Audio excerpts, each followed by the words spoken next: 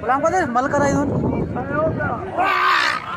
सख्त मुकाबला पहलवान टक्कर न करे उसकी पंजाबी गुलबार बंधरो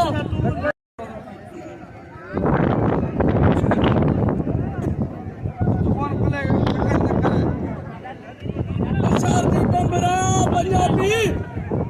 बेचारे मतलब कोई मुकाबला सकता बादो मुकाबला